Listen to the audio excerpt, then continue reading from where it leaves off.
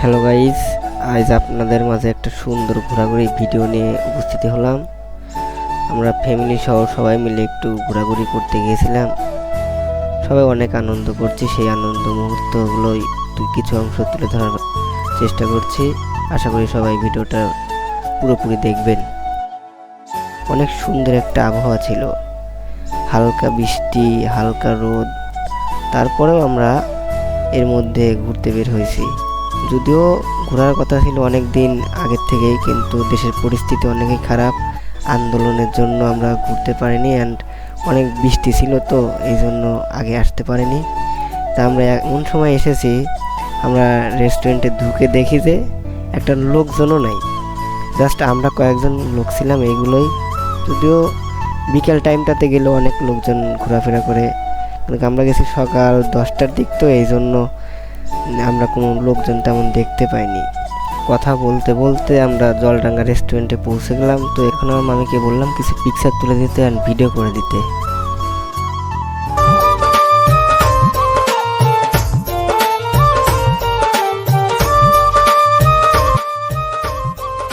তো এখানে কিছু পিক উঠলাম। নাফিসকে বললাম যে আমি হেঁটে ভিতরে যাই, তুই একটু ক্যামেরা ধরে ভিডিও কর।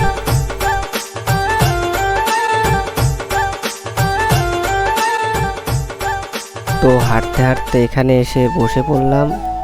তো একটু পরে আবার উঠে সামনের দিক রওনা হলাম। তো হাঁটতে হাঁটতে দেখি এখানে অনেক সুন্দর একটা ওয়েদার, তাই ভাবলাম যে একটু শুয়ে একটু রিল্যাক্স করি।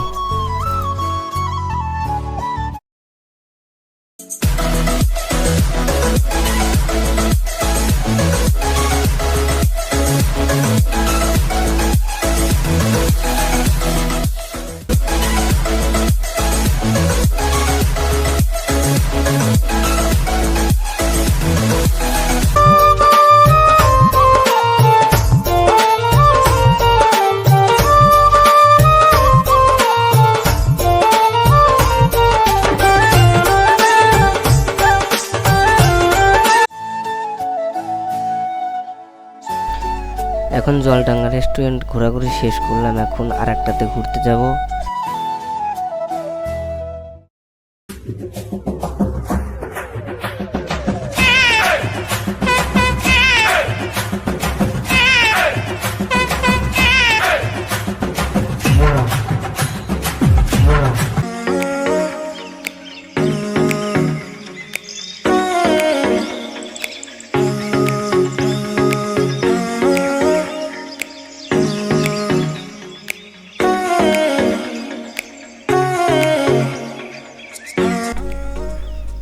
দেখতে দেখতে বিসমিল্লা কফি হাউসের দিক চলে আসলাম।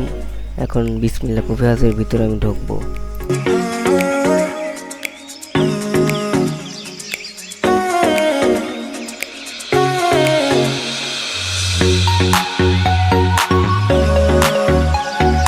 এখানে দাঁড়িয়ে থেকে সুন্দর একটা আবহাওয়া উপভোগ করলাম। এখানে কিছু পিক উঠলাম।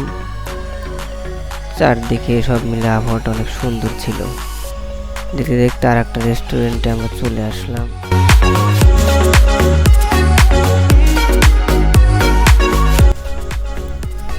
এখন ভিতরে ঢোকা যাক, দেখি ভিতরের কি অবস্থা।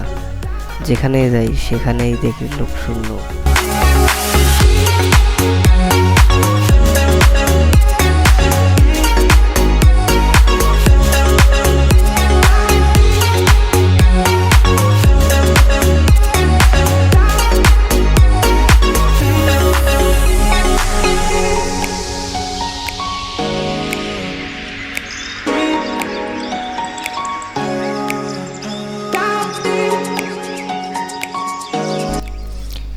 এখানে হাঁটতে হাঁটতে দেখে একটা বসার জায়গা, মানে একটু ঘোরানোর সিস্টেমের।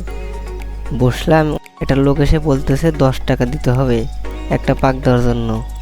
কি আর করবো, বসে ফেলছি। পরে আমি আর হাফসা দুজন উঠে একটু ঘুরলাম, ঘোরাঘুরি করলাম। চেয়ারটাতে ঘুরতে ঘুরতে মাথা পাক ধরে গেছিল, তার মাথা মতো ঠিক করে রেস্টুরেন্ট থেকে বের হলাম। এখন বাড়ির দিকে রওনা হব। সামনে আসতে দেখি একটা পিকনিকের নৌকা। পিকনিকের নৌকাটা দেখলাম ছেলেপেলে ভালোই আনন্দ করছে, দেখে মেখে আমাদের নৌকাতে উঠে পড়লাম। তো এইভাবে আজকের ব্লগটা শেষ করলাম। তো আর একটা ইন্টারেস্টিং ব্যাপার কি, আসতে দেখি একটা ব্রিজ পানিতে তলিয়ে গেছে, আশেপাশে কোনো রাস্তা নেই। তো মামাকে বললাম যে ব্রিজ সম্পর্কে কিছু কথা বলেন, তো মামা কিছু কথা বললো। তো আজকের ব্লগটা এই পর্যন্তই। আল্লাহ হাফেজ।